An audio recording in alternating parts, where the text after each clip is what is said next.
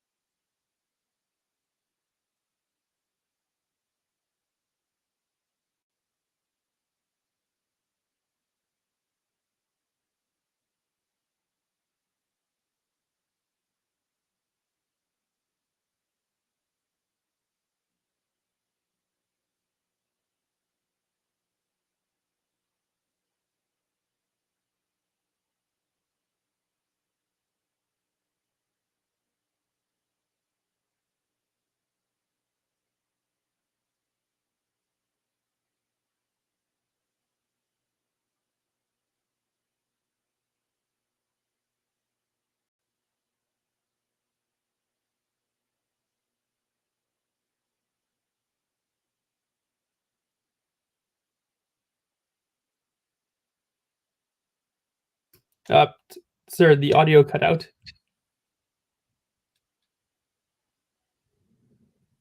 Sir?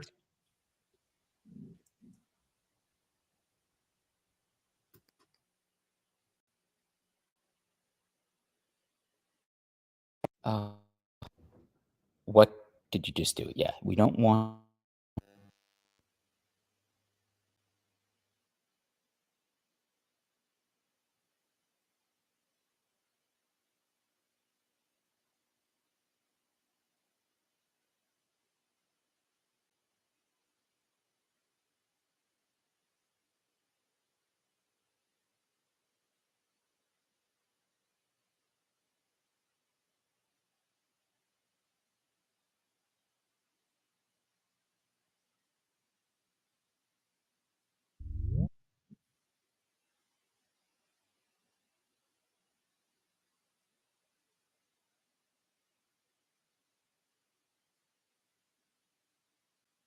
them.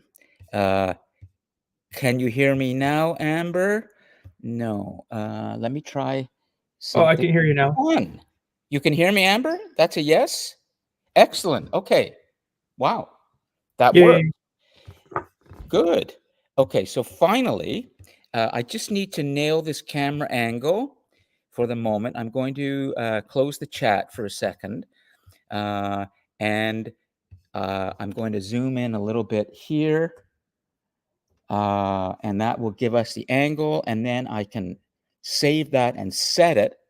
Nice. Okay, so we have our circle, and Josiah, could you push yours in a little bit, your couch in to come towards the podium just slightly so we can see you more? And is it is it song? Is it is it song? Would you be able to sit closer just behind, sort of right where Josiah is now, just so they can see?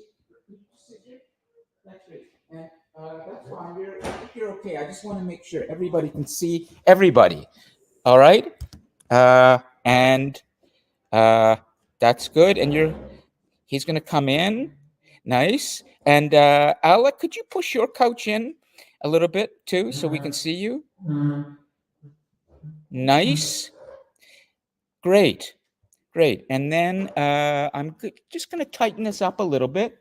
And then we can really get the feeling of our class together. We're in this one learning. Oh, we still can't. Can you?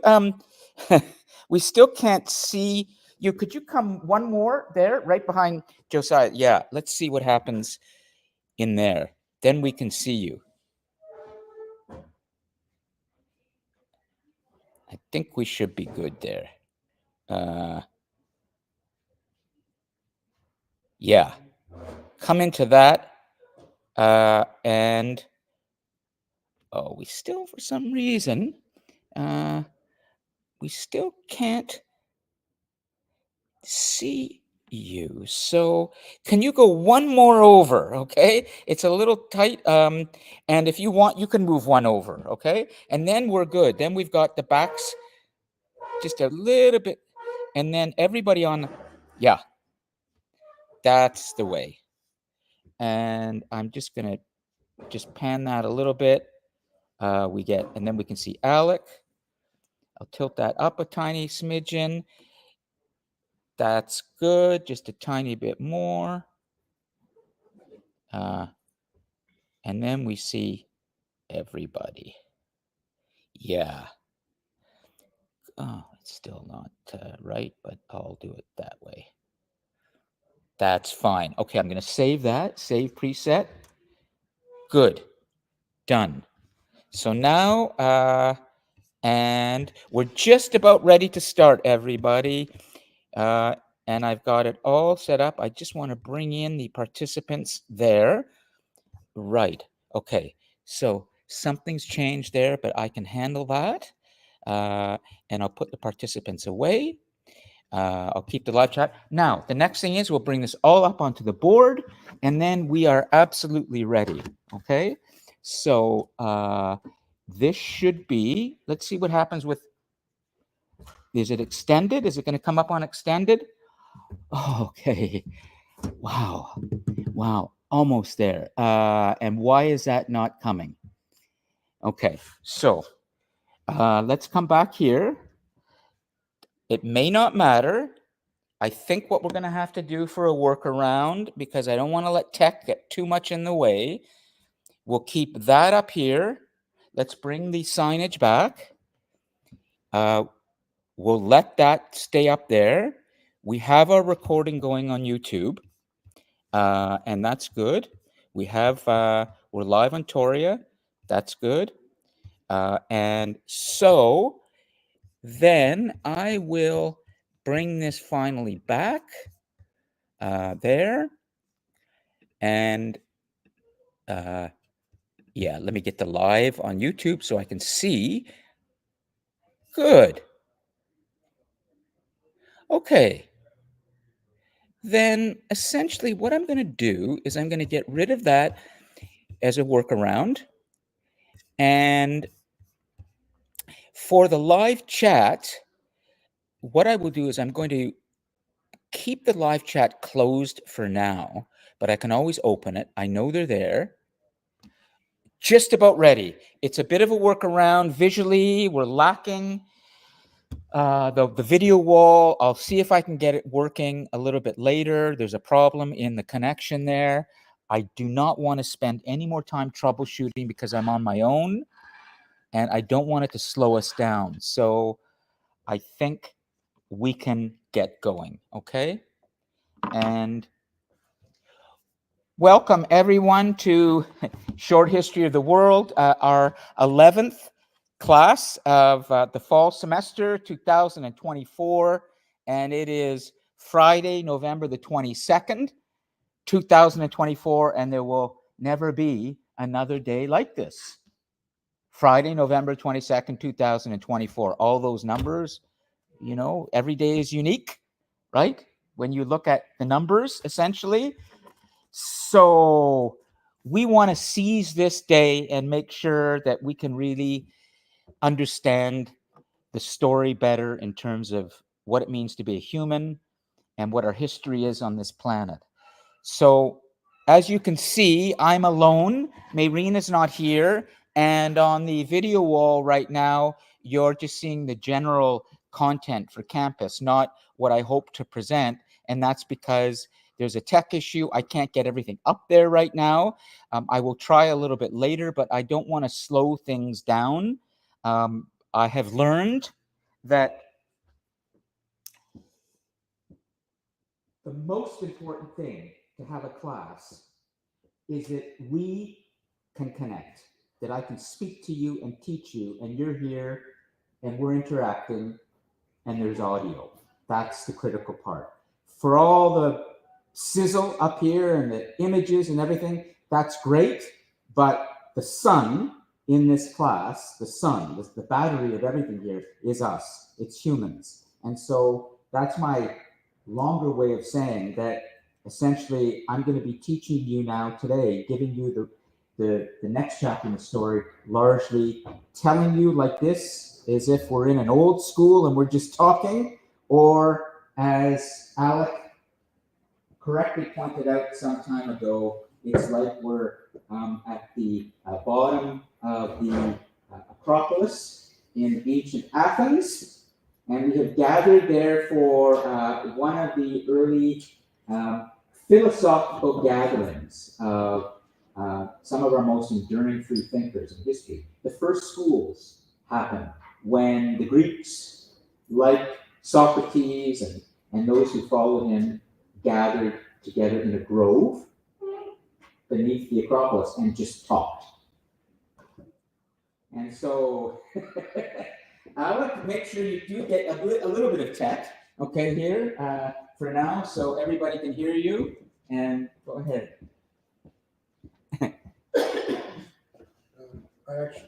Let me get the come back. Why did this go? Keep going.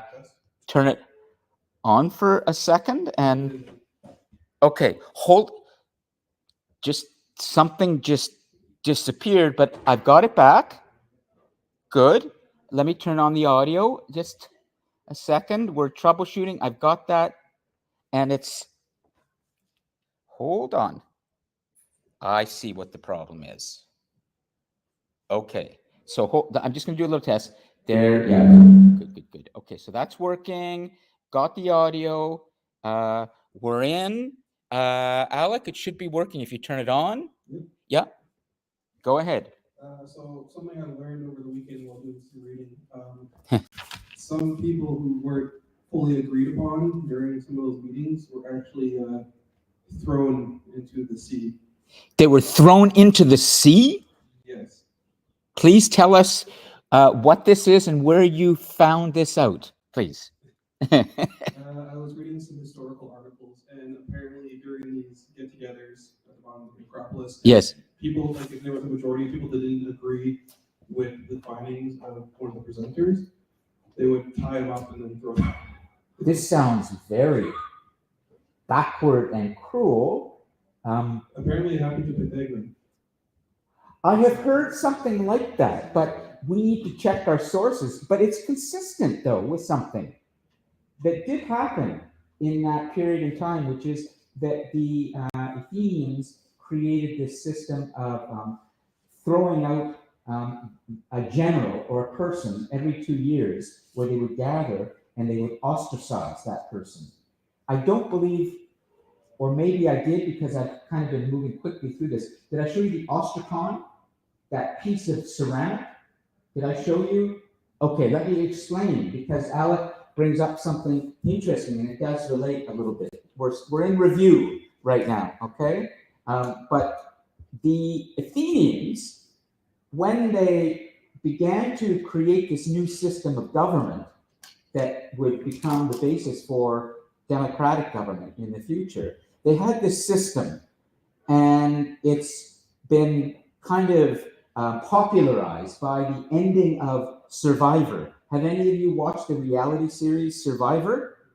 You know this reality series Survivor? At the end, somebody is voted off the island, and that process happens with people writing the names down of those they want voted off. And then the host of the show goes into a pot and pulls out the name of that person written on a piece of paper. And that person is ostracized, thrown off the island. Well, the Greeks were doing this very early on. This was their early democracy, is they would gather and they would take these little pieces of ceramic from pots and other tools, and they would write down on that the name of a person that they wanted to get rid of, that they felt didn't deserve to be in power anymore.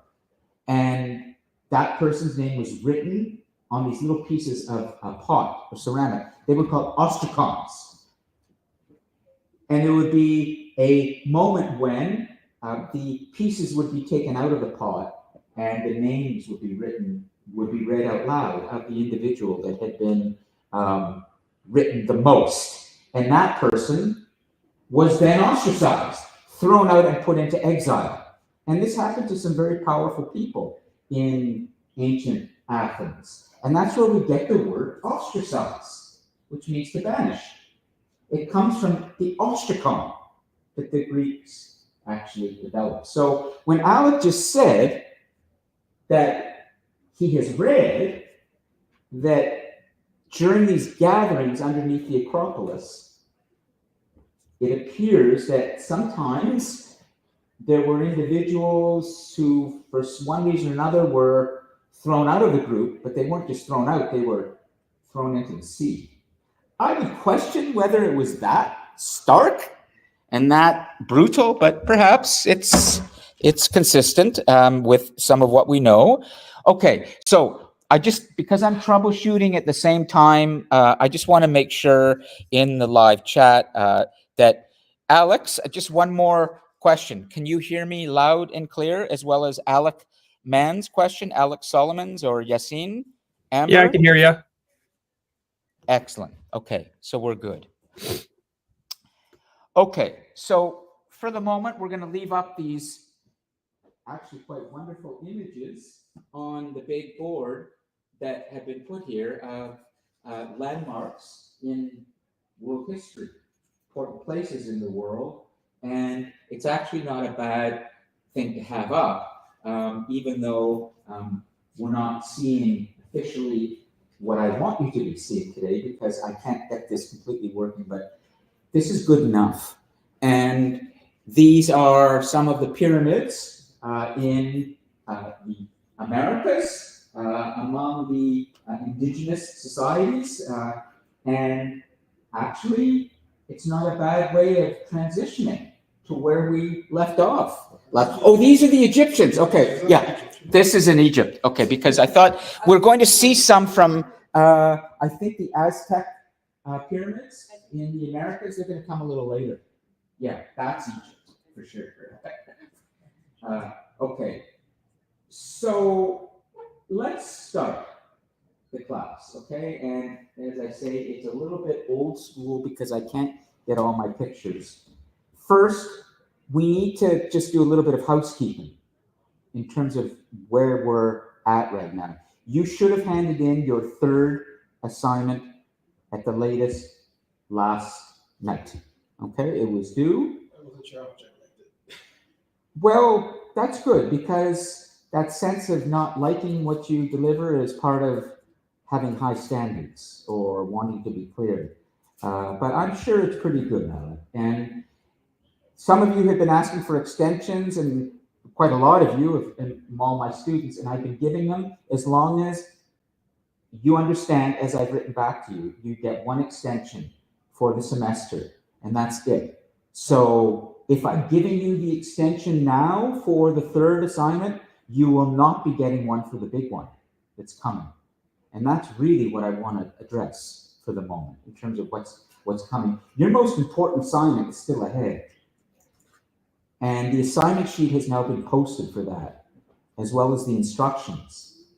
And I want all of you just to be aware that it's there, and it's going to be due Tuesday, December the 10th. Okay, Alec?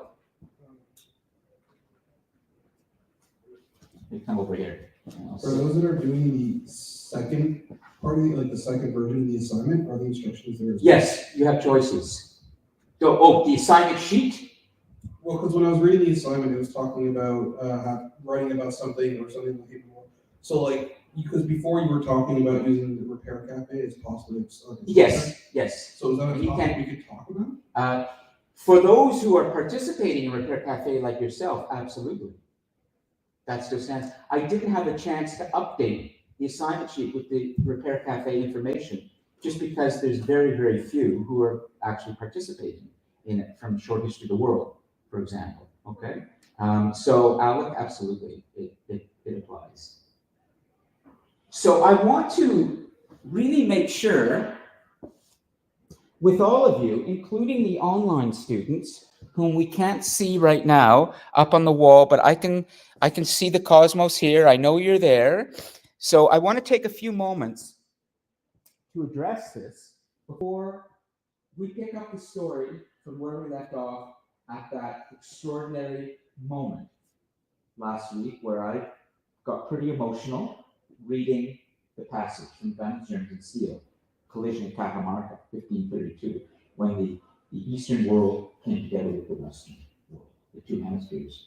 And I hope you remember or have some recollection of that class and that reading I did, because it is one of the most important moments in the entire story I am telling you this year. From Italy to China, from Mongolia to China. Running back to That's Marco Polo. That's right. But then there's the other one with Francisco Pizarro, and who came 40 years after Columbus, who went across the Atlantic and went west. Exactly. Okay, so you have these two figures, Marco Polo, Christopher Columbus. But then last week we went a little further, and I read to you a eyewitness account of a meeting that took place 40 years after Columbus landed, when another adventurer from Europe came, and this time it was to Peru, and well, it was a pretty horrendous slaughter of the indigenous population here. Yes, keep the mic up so we can hear you, because you're gonna have good questions. Go ahead. Do you believe that the legend of El Dorado was created to help recruit more people to go there to perform those acts? Absolutely, I do. 100%. Yeah.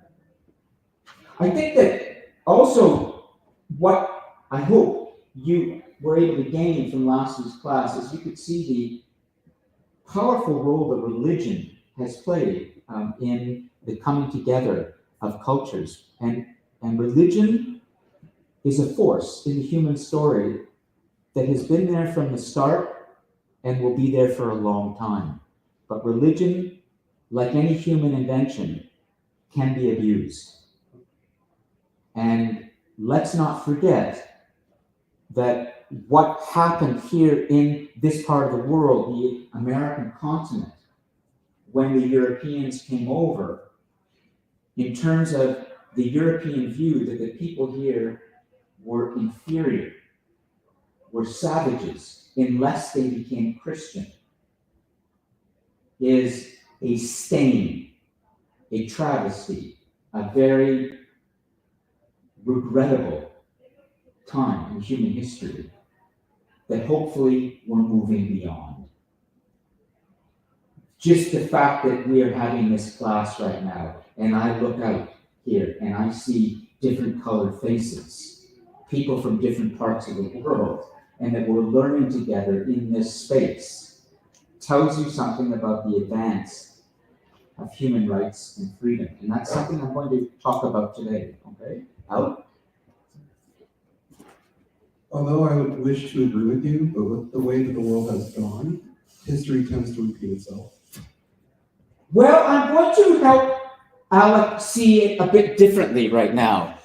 This is what we often say. History tends to repeat itself. Everybody uses that line. But no. No, but if we look at things that are happening right now, Russia, Ukraine, the war with Israel, you know. But let me help you to see it slightly differently, okay? Let me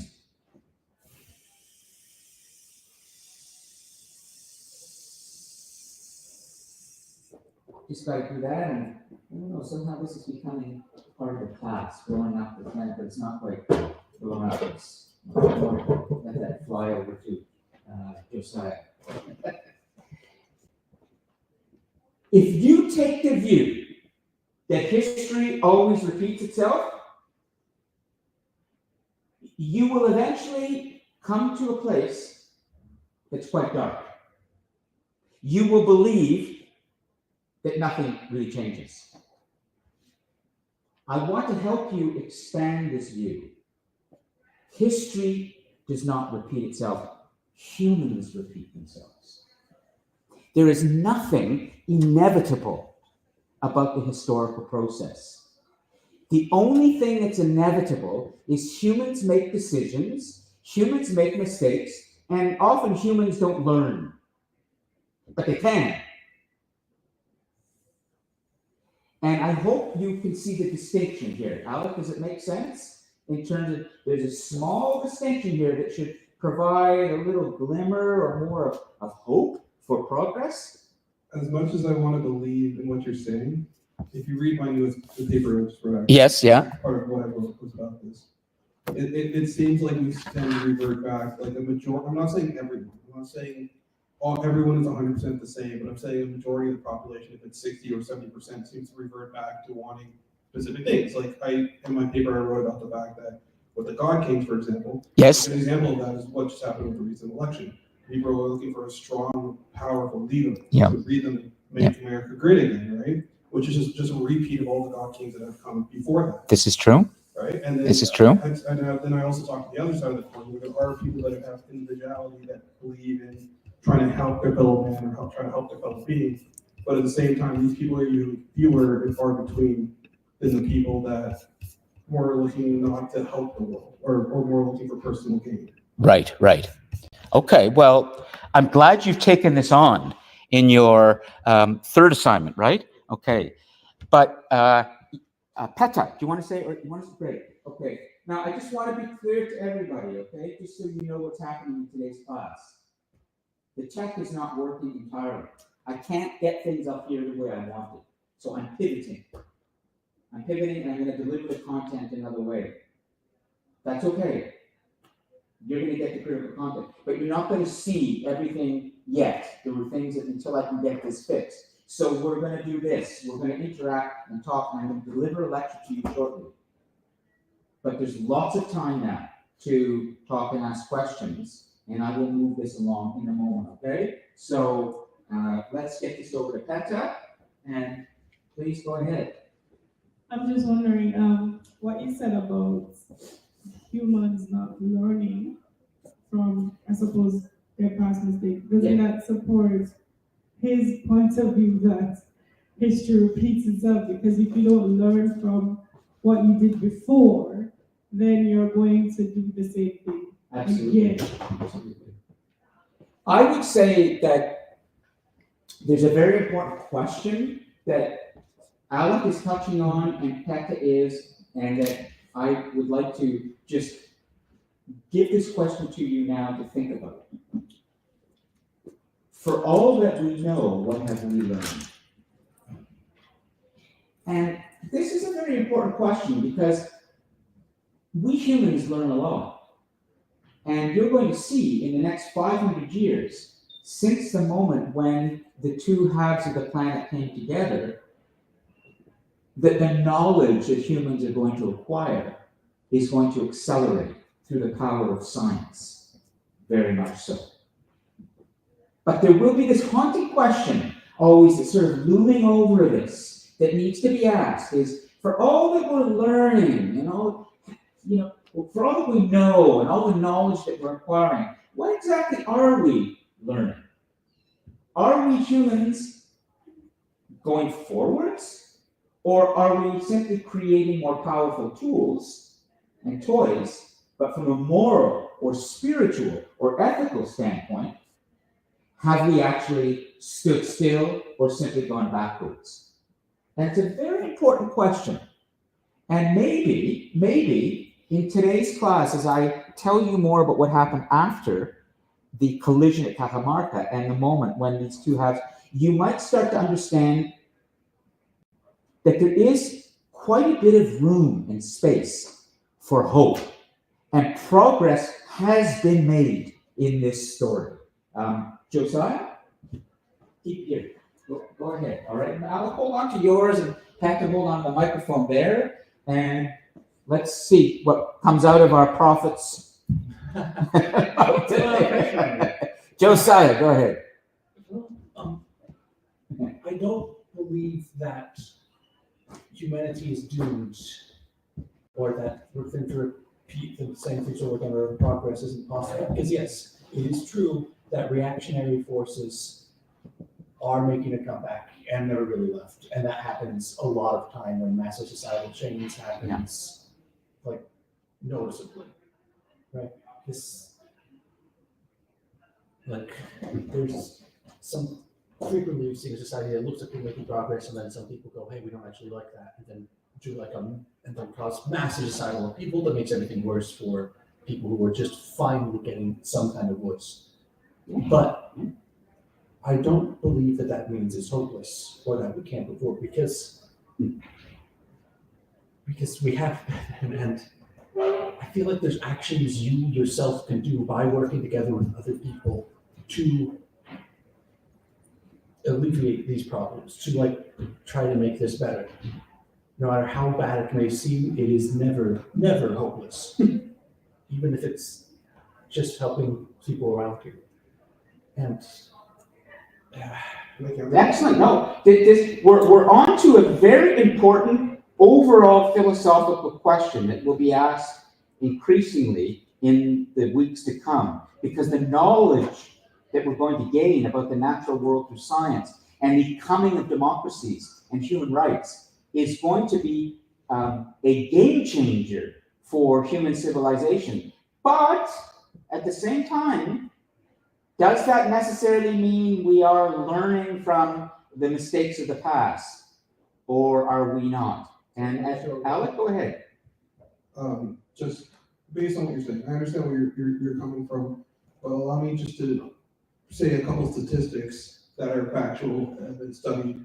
We may test you on the sources if we're going to really talk about this, okay? So be If you prepared. want me to, I'd have to just. Okay, but go ahead, tell us, and then let's just see. So basically, the average grades of most people now in elementary in North America at the moment has dropped almost to the point where most teachers are scared that the future generations can't read, can't write, don't know much of anything at all. And the issue is because students are now uninterested in learning. And the uninterested in learning is what's kind of pushing us down this path of repeating, like you said, past events. Yes. It's because they don't have the knowledge to know that this has happened before and it caused these issues. That sounds consistent with what I've been reading too, but we want to check the source because that's a powerful statement. And it's also, in a way, Alec, it's excellent what you're saying. But I'm not so sure the students here, the young people, want to hear this because it immediately is saying about them that you're kind of ignorant. I'm not so sure Mackenzie wants to hear that. And I'm not so sure what's your name? yes, Yash. And others here that you're not really reading much. You're not really. Can I ask a question? But it's Can I ask a comment? go, Alec, go ahead. And Last time anyone here has brought a newspaper. okay. there's a thing- very good. There is a thing. I've read the newspapers before, obviously, but I know Hold, yeah, just so they hear you. Yeah. Because look, that's kind of like asking when it's before newspapers and it's like it's not the same thing because that's not how most people get their news anymore, because print media is going out of fashion just through technological changes. Yes. Let me just check your microphone because I have to make sure it's, I didn't see it. Yeah, it's good. And the battery's there. Yeah, no problem. Okay, keep going. Yep. Amber, can you hear, just write in the live chat, can you hear Josiah clearly? And when Alec, this is important stuff, what they're putting their fingers on. I want to let them talk for a little bit. Understand why newspapers specifically would have to be seen as a superior form of information just because they came early. Just because they were I'm not using that to say that it's an important or it's the godfather or the best piece of media. Great. 78% Good. of new students get their resources from TikTok. I don't use TikTok. I'm not saying you do. I said 78%. And again, to the teacher's point, there are 10 students in this classroom. And really, but my opinion on the whole, Take Peta, I can't tell you how significant it all is, everybody, to listen to what they're talking about. I'm going to step back soon and tell you some history. But what they're putting their finger on is a really important question. And the question is, are we progressing? Now, you may think you are, because we have these tools. You can travel from another country easily. That doesn't mean progress. That just means that we can do things faster. We have more powerful machines. But wait a minute. Listen to what they're discussing. And Peta has brought this up too. Maybe we're not. Maybe we're starting to go backwards. Go ahead. okay, Yeah. You can talk first. Good. you can hear me, right? Yeah, they're good. Because really, my whole opinion about like where you get news from, like I would say getting it digitally is good because I would say it's a bit easier to access than having to like get a newspaper. Really, the only thing I'm concerned about is where it comes from because so really, I would say there's validity to both points here, like to both arguments. I haven't even got to my point. Well, let Justin finish, okay, and we'll come back to you, Josiah, What for I'm sure. trying to say is I think there's validity to saying that there are like pros and cons to getting news digitally instead of physically. Okay. Josiah, why don't you tell us what you really want to tell us? Don't really believe the idea that the new generation is getting dumber. I don't think that's a good way to look at any generation of people. This is the same type of thing that has been said generation after generation after generation. Oh, the new kids are bad because they don't do this thing that I did when I was a kid. This happens over and over again. They're saying the same thing about That's true. education rates when I was a kid. They're saying the same things when my dad was a kid. For whether it's smartphones or Really, I think that's- video games, or TV, or radio, or books, or newspapers. They say the same things over and over and over again. And There's some truth to that. I also really believe, that's just cynicism, basically. Well, let's see. and every time generations still grow up into people that, yeah, maybe don't always work for other people's or their best interess. But there's still people within every generation who will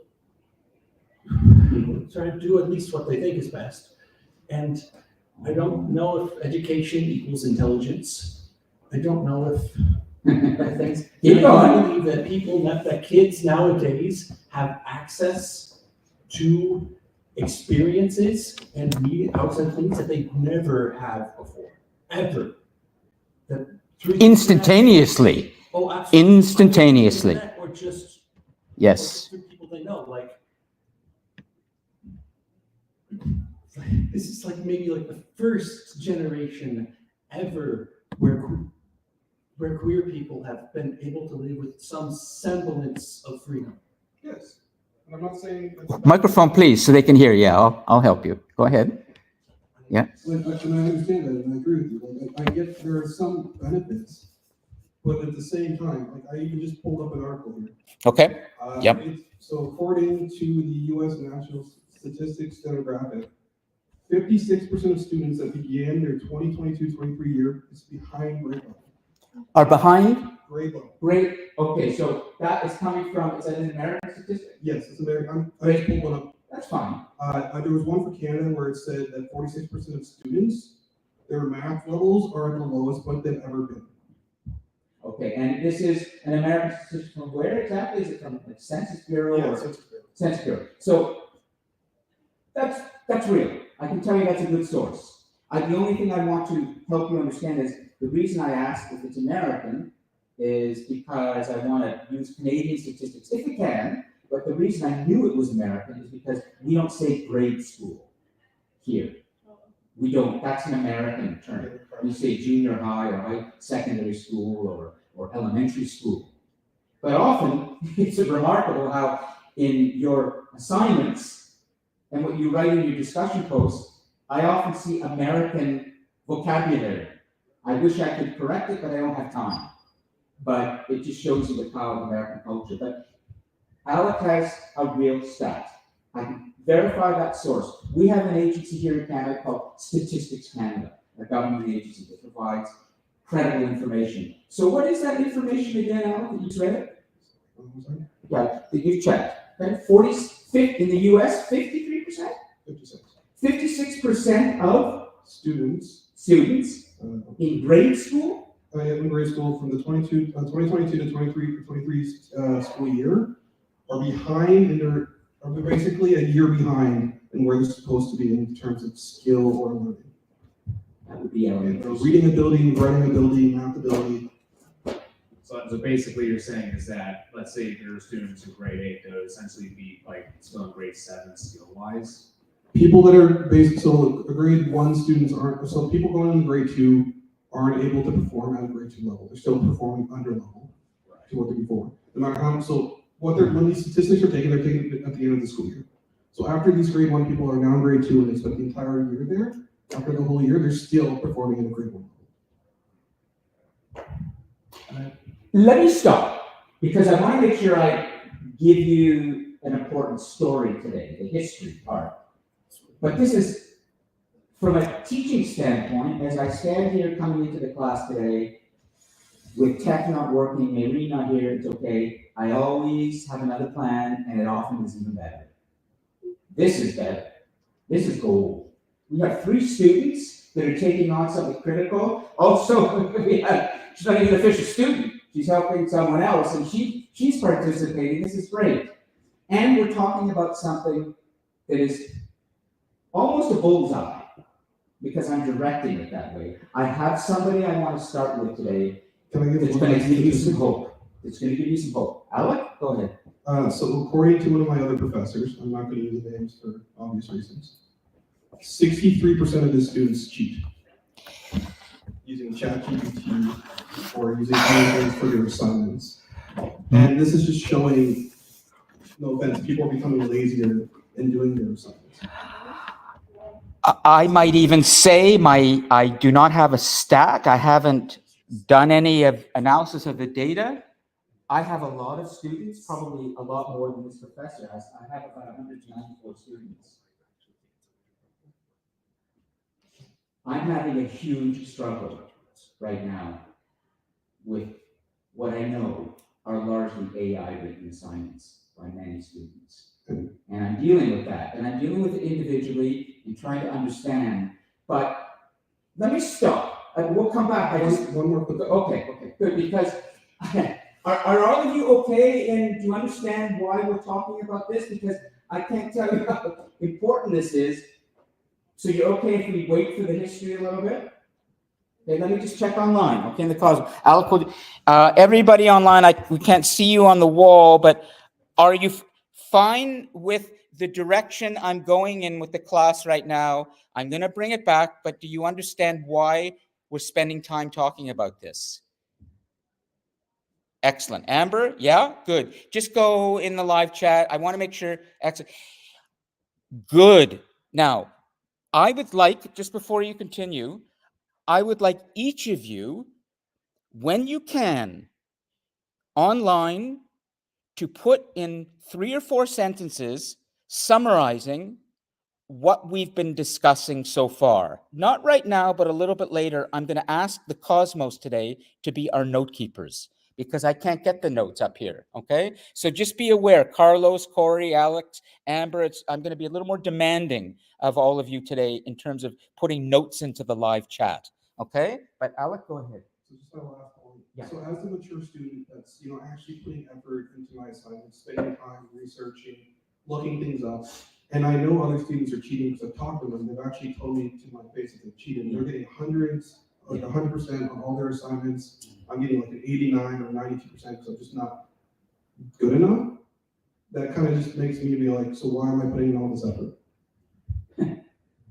I'm so glad you bringing this up. Wow, and oh, this helps me to get some things off my, not chest, but to get your advice on what to do and how I'm going to deal with this, because I'm coming into the big assignments right now, the 4th one, and I know exactly what you're putting your finger on, Alec. So let's just take this slowly. Petra, go ahead, and we'll get Petra the microphone. I'll take this. Yeah, okay? Good. Just regarding Josiah's point, I do believe that there is hope. I do believe that with the statistics, there is someone who will rise up somehow, and or more than one person to do something about it. So I think the statistics is important. And also, as a mature student myself, I'm a parent. I have actually seen both sides because I have been there where you had to go to the library, you had to write, and you had to do research and so on. But no, I do use AI myself, but in a more ethical way, and it has totally helped me Yes. to, helped me with my assignments to think of things, brainstorm, and it does have, if it is that you use it in an ethical manner, it does have its advantages as well. Another thing that I have seen in terms of social media and our progress in technology, I have a son who is 3, and he knows so much more than I could ever dream of knowing when even though the other day I went to his school and his teacher was saying to me, sometimes she has to Google, just to see if what he's saying is true. So there are benefits, I do believe we are progressing in some sense. And I do believe that those statistics are true because I have actually seen it where, I'm like, I'm not saying that we're ignorant, but I've actually seen, the level of some students as well compared to, when I was going to university, in my time. But I do believe that there's progress. And like Josiah, I think that there is going to be a savior, Messiah person. Somebody will come, there is hope. That somebody. I'm going to prove it to you today, Alec, by something that happened in history. But Josiah, go ahead. We're going to stay on this for a second about the ethical Use of AI and also how we handle the use of powerful machines in our lives. This is a very important narrative in human history. You will read in my assignment sheet, in the opening paragraph, these are all my words. I say that one of the important parts of the development of the human race on planet Earth is our capacity to create ever more powerful machines, transformative machines.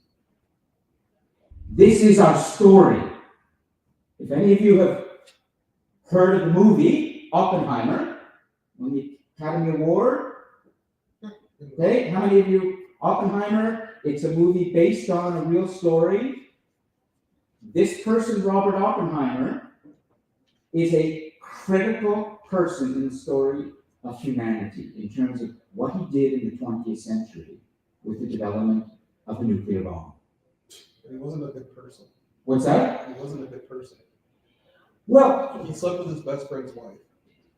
And then got 3 other married I'm people. not saying he's a good or bad person at this point. It's the decision that he had to make to develop this technology that he knew could be so destructive. Do you think that your laptop right now that commands so much of your time, you spend so much of your time on this, that thing is an amazing instrument driven by an electron. We discovered the electron in nature. It's a subatomic particle. That's what modern electronics is. We understood electricity. Electricity is based on the electron. If humans hadn't figured that out, we wouldn't have electronics. But Those are all stolen ideas. if, my point is this, if you don't know how to use your powerful machine for good, you're probably screwed. Meaning, you will be manipulated, you will become a kind of slave to your machine, you will lose your ability to think critically, because this thing, this machine, becomes more powerful than you. And we can fall in love with that. It's the human dilemma. And so AI is just another machine technology that has been developed by humans. But it is a fact. Of my 194 students right now, when I'm up at 2 in the morning and I'm going through assignments, I have to make a decision. When I know that that student has clearly just gone to AI, put something in the prompt, and delivered the pizza to me, which is you order up an assignment. You say, I want pepperoni for long, I want some anchovies, I want a little bit of crust, and I'm going to put that in, and I got my big assignment done in 3 minutes. And I'm going to fool my professor, or at least it relieves me of the pressure of actually spending time writing. I have to make a decision at that point what to do, and I can't catch everybody. But this haunts me. Because my job, as I come in here week after week, is not just to teach you about the story of humanity and about history, but it's to teach you how to think. How to think historically, how to ask why, how to ask how to appreciate language and the written word as being not only something that's going to help you to understand more, but that it is probably the greatest invention that humans have ever created in civilization, is the ability to get their thoughts out onto a document that they can record. I touched on that with you when I showed you ancient cuneiform and other early writing. I want to stop for a moment and come back to something that should give us hope. And Alec, I want you to hold your questions, okay? Because there's somebody that is really, really important that I came in today to teach you about or help you understand. And that is a person who lived through the conquest. We often call what took place 500 years ago, when the two parts of the planet came together, the Western Hemisphere and the Eastern Hemisphere, as the conquest. It's a great moment. We covered that last week. You might wonder, well, what happened after? Did the world get worse? Did we learn from this? Or did we simply set a precedent for how one culture, one part of the world, encounters another? Well, there's a person I want to tell you about. Marco Polo, when I spoke about him last week, was part of this.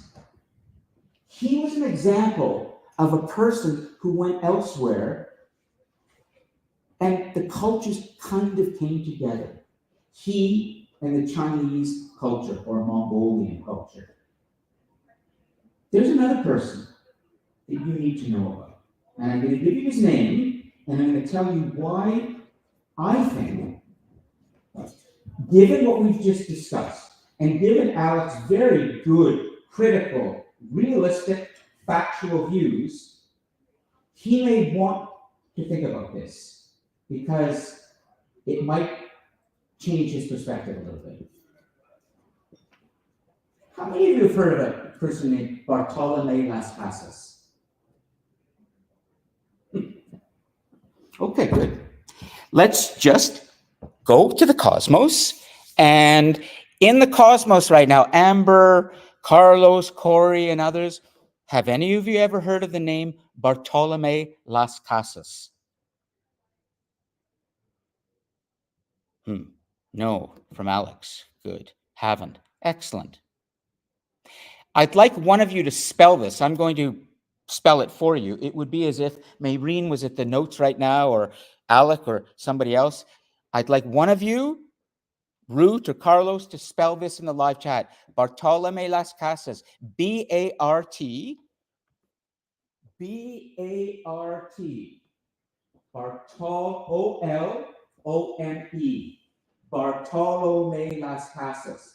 And then the second is L-A-S. And the third final word is Casas. C-A-C-A-S. And you know what? I'll help you because it's only, here we go. Bartolomé Las Casas. And I've just done something I have never done. What's that? De las Casas. Okay, de las Casas. Thank you, Alec. De las Casas, of the. Okay, Bartolome of the homes. Bartolome, but we often say Las Casas. But I'll stand corrected on that. Bartolome de las Casas. That's Bartolome of the homes. Casas, casa is house in Spanish. Casas is home. Well, guess what? He was living as a clergyman, a Christian follower, as one of the Spanish who was allowed to bring together the indigenous peoples in the Americas into his estate, and they could be his slaves. They could be the ones that would work the land for him, do what he needed, because from the Spanish conquering point of view, or the Portuguese conquering point of view in Brazil, the Portuguese took Brazil. That's why they speak Portuguese in Brazil, not Spanish. You go to Rio de Janeiro, for example, you'll hear Portuguese, not Spanish. But if you go to Mexico, you go to Panama, you go to El Salvador, you go to Ecuador, you go to any of the other countries in the Americas, they will be speaking Spanish. This was the Spanish who came over, and you saw that through Queen Isabella and King Ferdinand and Columbus and Pizarro. They were all Spanish. Bartolomé Las Casas was one of those figures who benefited very much financially from the conquest. He had this army of slaves that could help him now. These indigenous peoples, so-called Indians, who his own Pope had said were savages. But Bartolomé Las Casas, de las Casas, had a little bit of Mike Pence in him. Do you remember last week when I told you about Mike Pence and what he did with Donald Trump? Do you want me to repeat? Do you remember a little bit? And the headline is, the Vice President of the United States, during the last term of office of Donald Trump, who's been reelected from 2016 to 2020, when Donald Trump was the president for the first time. When he lost the election, he asked his vice president, Mike Pence, to commit a crime for him, to declare that the election should not be certified because there had been such cheating. And Mike Pence said, I will not do that. You lost. I can't go into the Congress and declare this. Everybody's telling you, Mr. President, you lost. Don't ask me to commit a crime for you, to keep you in power. Remember? Bartolome Las Casas. He says, according to my faith, Christianity, these people who are slaves, beasts, savages, no, they aren't. They're human. But let's hear, okay, Alex, hold on. Let me just finish and then we're going to come to Alec. Okay, good. Let me just finish. I love this when the student is coming and ready. He was a person who defied conventional wisdom of the day, defied authority, defied his own church. And I'm going to tell you something else in a moment. But Alec, please go ahead. According to the history of the Indies, the encyclopedia book, Yes? apparently on his position, yes, he was very much against slavery, but he also constantly suggested to replace it with African slavery. And a lot of people say that he was the reason why the African slave trade started. That makes a kind of sense. I'm not going to say that is wrong, and it's coming from, it sounds like a good source, but let me finish the story, because I'm not telling you 2 chapters after the conquest. Freedom's Power is the new chapter. I was one of the Barbara today, and Humanity's Stain, which is the transatlantic slave trade. That's what I was planning to talk about today with my lecture. I was going to take you from about 1532, which is the collision at Canada, which is that moment when the two halves come together, and I was going to take you up until the beginning, just the end, the twilight of the 19th century, the beginning of the 20th century, and get you ready for the next classes, which is going to be all about the 20th century, which is a remarkable period. Freedom's Power and Humanity's Stain are the 2 chapters. What I was hoping to get across today to you, through the figure of Bartolome Las Casas and some others who are about to emerge in our story, was something that Alfred North Whitehead had helped us to see early on in the human story. Do you remember when I told you there was a figure, Alfred North Whitehead, philosopher, scientist, who wrote a book called Adventures of Ideas? And I said, he was the one who gave us these great words. The world dreams of things to come, and then in due season arouses itself to their realization. The world dreams of things to come, and then in due season arouses itself. He said that the human story is largely the result of a slow sunrise, a very slow movement in which freedom, the door to freedom, is opened up a little bit more. Flashes of free thought, flashes of free thinkers, flashes of liberty and the belief that we humans want more than oppression and God kings and authorities.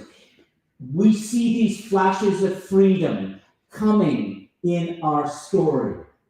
And Bartolome Las Casas, in spite of whatever he didn't do, or in spite of how he might have supported African slavery, but was against slavery of the indigenous population, that would be consistent.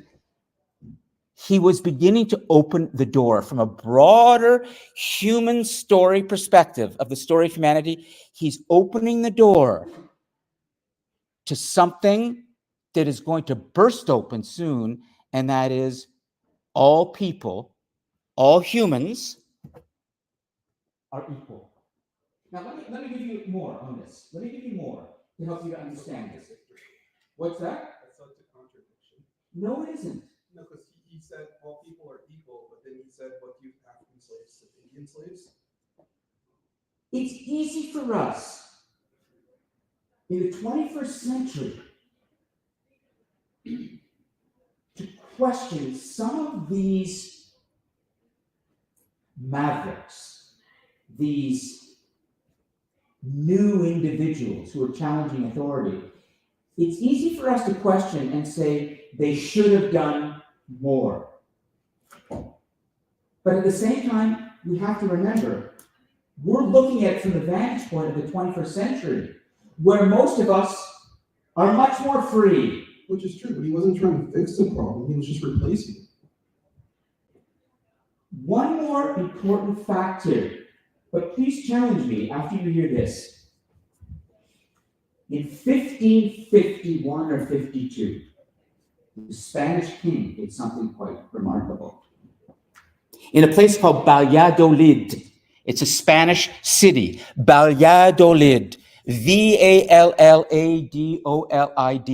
The Spanish king asked two people to come for a debate. Sort of like what Alec and I are doing now, but in a much bigger, more significant way. He asked to come to the castle in Valladolid for an entire week. Bartolomé Las Casas and Miguel de la Septolveda. Who was Miguel de la Septolveda? He was the arch supporter of the official Spanish position, which is these people over there in the Americas, they are children. They are little savages. We're there to educate them. Just like the friar, you remember the friar from last week, walks up to Atahualpa, the god king of the Incas, and said, we are here to teach you, holding a cross in one hand and the Bible in the other. Had this been working today, I was going to put that picture up there for you from the cover of Guns, Germs, and Steel. Miguel de la Septolveda believed that slavery should continue, and not only that, but hereditary slavery should continue. Imagine this.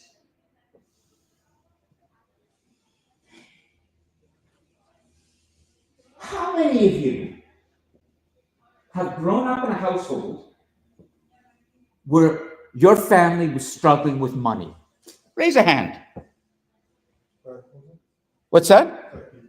How many of you grew up in a household where your family was struggling with money? How many of you grew up in a household where your parent or parents were struggling maybe with addiction, mental health, where clearly in your world, from your standpoint, there's no way I'm going to break out of this. You felt like, wow, I'm up against a lot. I'm up against poverty in my family. I don't have enough. I'm up against parents who don't take very good care of the family because, the mother's battling an opioid addiction and the father's an alcoholic. And I don't know, the father beats the crap out of the mother and gives her a black eye. And I'm watching all of this as a child. And I'm thinking, I'm going to school and the teachers are not supporting me. And, I feel very alone. And I got the world stacked against me. There's no way I can get beyond this. Have you ever felt like that? You ever felt like a slave? Well, a lot of people did in the Americas, the indigenous peoples, when they had been conquered, when they watched their villages emptied out because of disease, from measles, from smallpox, dying from all of these infectious diseases. And because of the Spanish and Portuguese and others who came in and said, you are in need of education. You are in need of the Christian faith. Just the way we did this in Canada with the residential schools. Exactly what we did with the indigenous populations here. And we did worse. With the children there, if we didn't try and educate them, we raped them. Or we put them in the ground and we buried them without much honor or respect. If you believed that you can't amount to much, it will be very hard for you. And if you are living in a system that says, because your parent is poor, because your mother Is a drug addict. Because your family is really not very successful, you will have to be just like that. You will inherit that. And you are not allowed to go beyond that because you are an untouchable. now I'm going to ask a very difficult question. There are students in this class from India. Raise a hand if you're from India. 3 students. Online, are there any students from India? Here comes the difficult question. I'm asking this out of respect. Do you understand? Do you follow?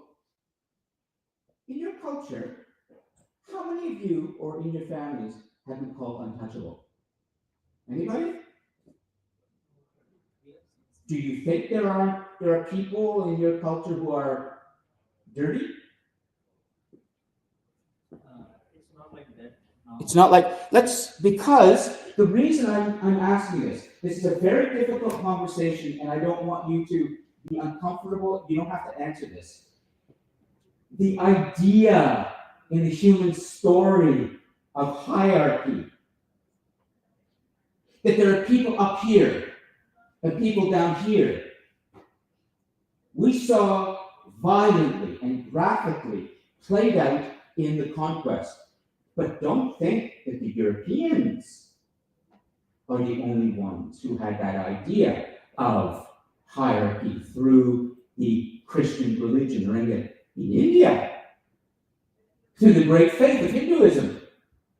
There is, up here, the Brahmin, a person. You go down,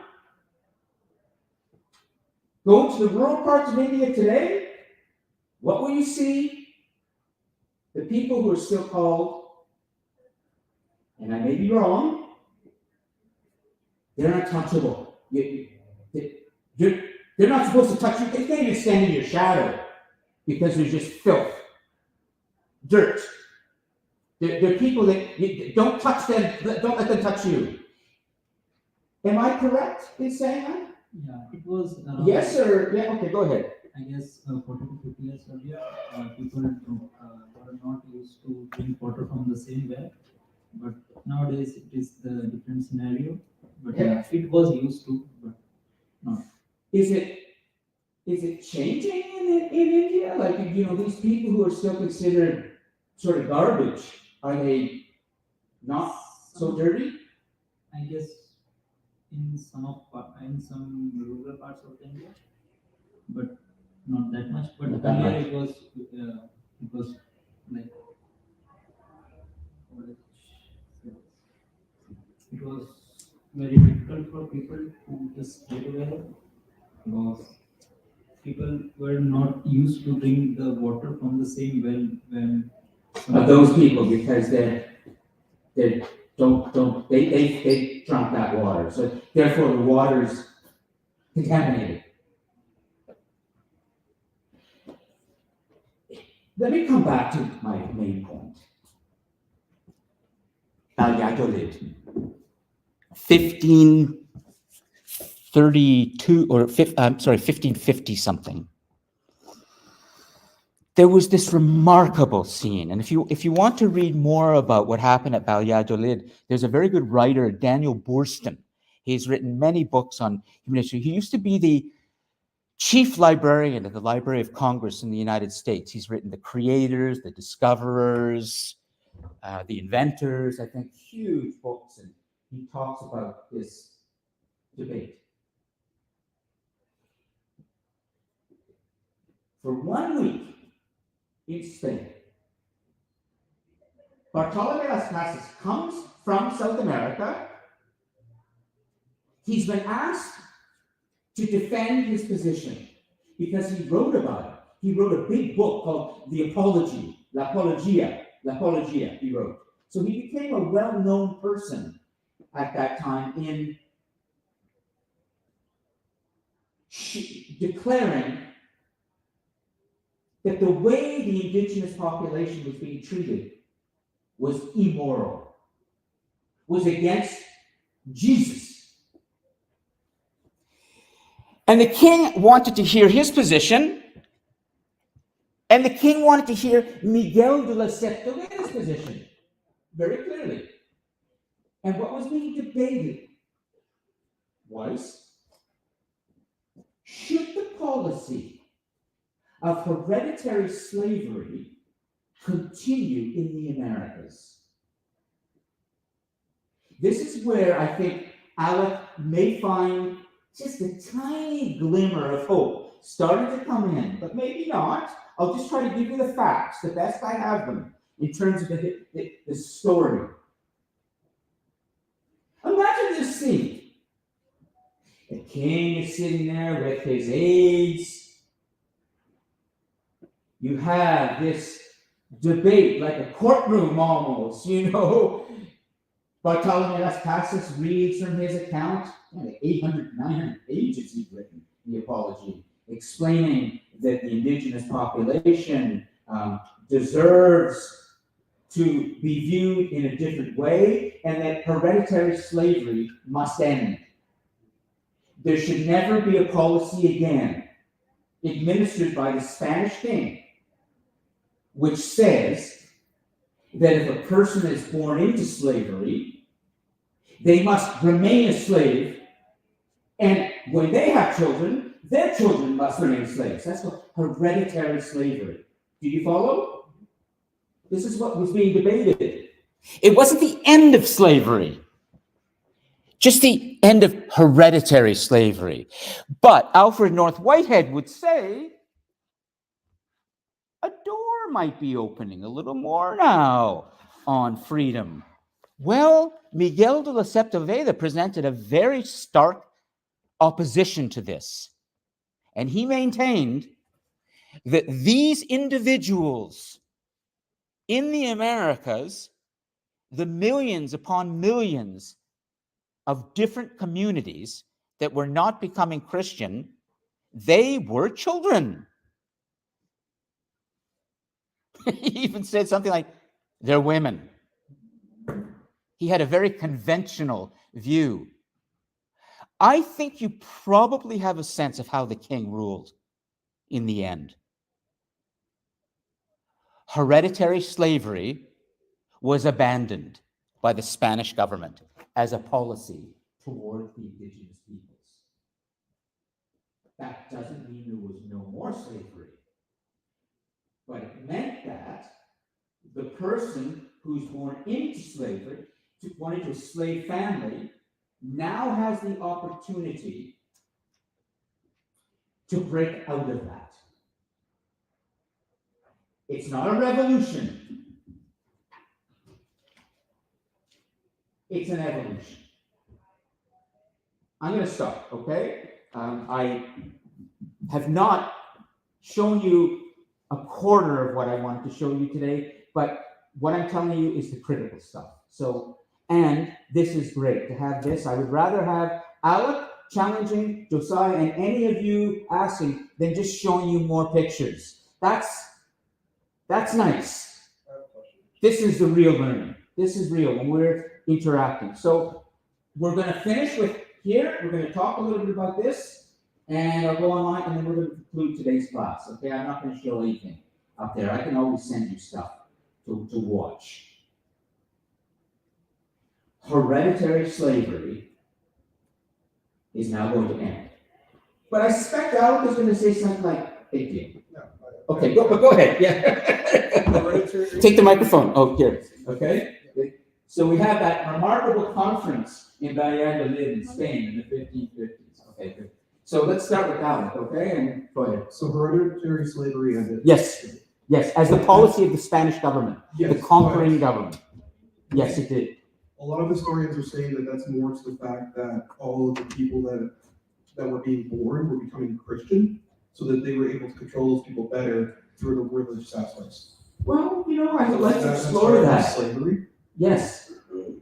But, because they weren't allowed to experience their own culture. They weren't allowed to follow their own gods. They were still required to follow what was told to them. Alfred North Whitehead would say, once you open the door, you can't close it. And my point to you would be, Alec, are we living in a world today in the 21st century of institutional, widespread slavery on the scale that we saw? And I will show you next week in Humanity Spain, which is appalling. Not When you see- widespread, but there is still slavery. Yes, but let me just stop for a second. First, I'm going to put myself on the spot, and I'm going to put that's it. I'm a Jew. A Jew in history has often been considered dirty. Am I dirty? Not my white church. What's that? My white church. Okay. Dirty woman, black woman. Filth, brown. But look at this. Jew, black, Jewish wife, Indian, Sri Lankan, Chinese. I'm actually a monk. What's that? I'm a monk. You're a mutt. Yes. Where's the slavery here in this room? Where's the institution that says that is a woman and she's black and she clearly is inferior? This Jew, where's his long nose? And where's his, really You mean the Toronto filthy Police and Service? what's that? You mean the Toronto Police Service? Okay. Where's the institutional racism in this room right now? Does it exist? Yes. Yeah, it's just hidden. It's not forefront. like it used to be. Oh, I beg to disagree. I absolutely beg to disagree. When I look at you, and I look at Penta, and I look at the Indian students here, and I look at Jonas, and I look at all the others, and Mackenzie, and Chapin, is it? Chapin? Zahid. Yeah, is it, what's your name again? Zahid. Zahid, right? Zahid. I don't see what you see. I see human. There's no. I see human. The human bond. We are all human beings. Yes, but not all institutions are like this. But we will end institutional slavery eventually. And there is no policy in this institution at Durham College which says, as it once did say during the transatlantic slave trade, that the black person or the Jew, whoever, is an inferior person. Quite the opposite. You walk around campus here and it's all open to different cultures. And I agree with you, but I've worked for healthcare organizations that I'm not going to name that's not hired people based on race. Is that not racism? Yes, it is. I've seen people pulled over and beaten out of a car because of the color of their skin. Is that not racism? Absolutely. Although, I would have to ask, are you sure it was racial profiling or was it something else? Pretty sure. It's pretty sure. Okay, I don't disagree, but yeah. While I agree that the institutional racism is slavery is Yes. not there, I do believe that some of what is happening now, even with international students, and some of the issues that international students face in terms of even payment, getting paid, right? You have persons, so I'm a part of this other class where some of these statistics come from. So I can't give you my exact source. Yeah, it's okay, go on. But there are situations where you have employers who will pay these students below the minimum wage or way less than the minimum wage because they know that, okay, you came from your country, you came here, you want an education, or maybe even more, and they just don't they don't pay them equally or what should be paid Yes. as stated. So I think some of these systems that are in place reminds me of the indentured slavery Yes. that ended in the Western in the Caribbean. It ended. They brought the indentured slaves over Yes. and they paid them minimal amount. They sent it back to their homes and so on. I think a lot of that is still going on. So it might not be institutionalized, but I think a lot of that is going on with the first world country where developing the citizens of developing nations come to the first world country Sure. to build the country, and it's happening. It's still happening. I'm going to say for you all, just because we have 5 minutes left, I was planning to do a whole class next week on the transatlantic slave trade. It's called Humanity's Stain. I'm going to save some of this for next week. While I'm showing you, I'll get this fixed, maybe we'll begin, the very stark reality of what the transatlantic slave trade looked like. And then we can return to this. But I want to come back for a moment to where we started today so that you can see that there's something happening in our story. And let me just put that aside for a moment because I see a microphone going over there and I always want to let the students speak. But I'm going to conclude in a moment and then we're going to end the class, okay? It's been a very interesting class. For me, I love to be able to just engage in discussion with all of you and not have to worry about any tech. But go ahead, please say what you want to say. I just wanted to say that what she was talking about is mostly done by Indians. So It's mostly done by Indians. So Indian owners just pay them less what's the minimum wage. So it's not that other people are doing racism. It's sometimes I can say that mostly there are Indians who are doing this. they're actually carrying out these racist actions against It's who? more slavery than racism. Indians against other Indians? I believe that because I've seen. You've seen it. Yeah, interesting. Yeah. So it's not that other people are doing this. But You know, I'm going to conclude with something that I had wished I'd spent a bit more time this semester on, but it's, I can never do everything I want. But I want to come back to a word that I would have spent more time on. It's called hierarchy. Hierarchy. Let me write this in the live chat for all of you. Hierarchy.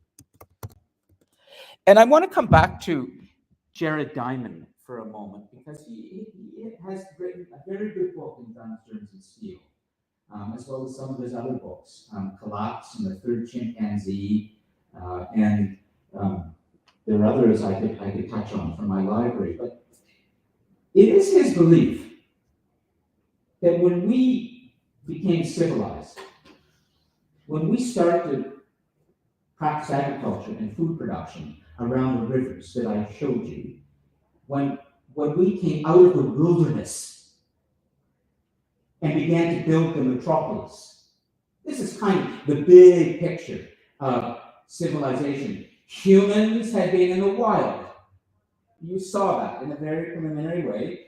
Gradually, we come out of the wilderness and in understanding how to manipulate crops and animals, we begin to settle around rivers and we begin to create the metropolis, which is villages, towns, cities, city-states, empires, continents connecting, the metropolis. Now we have the global metropolis, the global technological metropolis, all across the planet, human settlements, human cities everywhere. Jared Diamond said, humans made a kind of mistake. This is his view. He said, for the sake of organizing these growing numbers of humans, first in these city-states you saw, like Lagash or Uruk, or in the Chinese cities that began to grow, or African, we needed a way to organize all these people and living together. And the mistake we made, he believed, was that we began to create this stratified system, a hierarchy of there's a group up here, and they're the elite decision makers, the god kings and his family and courts, and underneath would be sort of more the priestly class or the spiritual figures, and underneath would be more the professionals, craftspeople, and under that would be more the ordinary others, and then soon there would be slaves.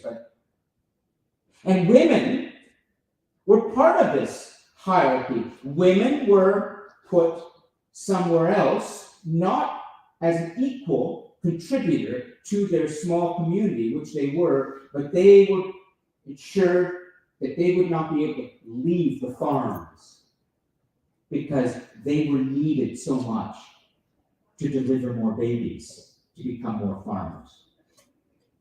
Gradually, this idea of hierarchy became embedded in the human experience. That every country, every culture has practiced this in some form or another. There are people up here, and then there's the dirty people. They shouldn't drink the water. They shouldn't stand in your shadow. Going forwards, 21st century and beyond, how can we break the force of hierarchy? We're trying. It's called human rights. We're trying and we're failing. It's called democracy. It's very messy. Sometimes we go backwards. One step forward, two steps backwards. But the humans are onto something now. We humans are onto something. And that's what I tried to help you to see today, is that gradually we were starting to understand. And I will show you more of that next week.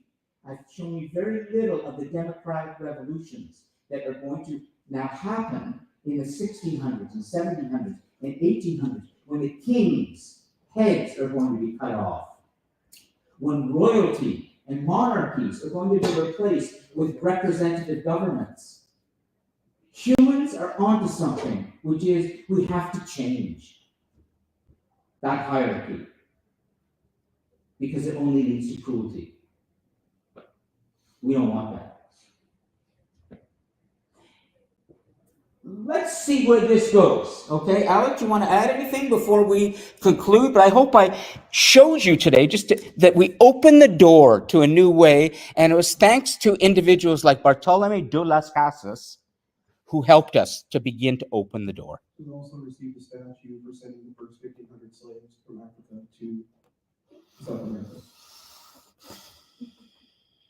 We'll keep returning to this. I agree, Alec. I love your comments, and this is not easy, but we're talking about it. And so you have a discussion post too. You know what would be great is if, well, you're already going to do extremely well, so you don't have to worry about more marks. But if you could, in your question that you put this week, also put your reason for asking it, because I'd like to see what you say. Okay. There's so much to talk about, though. As much as we want to say that the world's getting better, but we keep reverting. The world goes. The world goes. No, I mean, like, Big problems happen all the time. Sometimes get solved. A lot of other things don't. but it's like you said, we'll take one step forward, but Two steps backwards. I'm saying 3 or 4 steps. Okay, all right. Okay. Have you ever traveled to Deep South America? Online in the cosmos, is there anything any of you would like to add? Or you can jump on your microphones. We're going to conclude. for those of you watching the recording, I hope you've stayed to the end. This was an excellent class in terms of content. Very, very rich. And I want to thank Alec, Josiah, Justin, and Peta, and everyone else for their contributions and for listening. This is good content. I'll see you guys next week, okay? Thanks. Have a good day, sir. All right. Yeah, let's stop this first. Oh, I need hold on, the live chat. I got to get that. There are no notes. Good, I got the chat.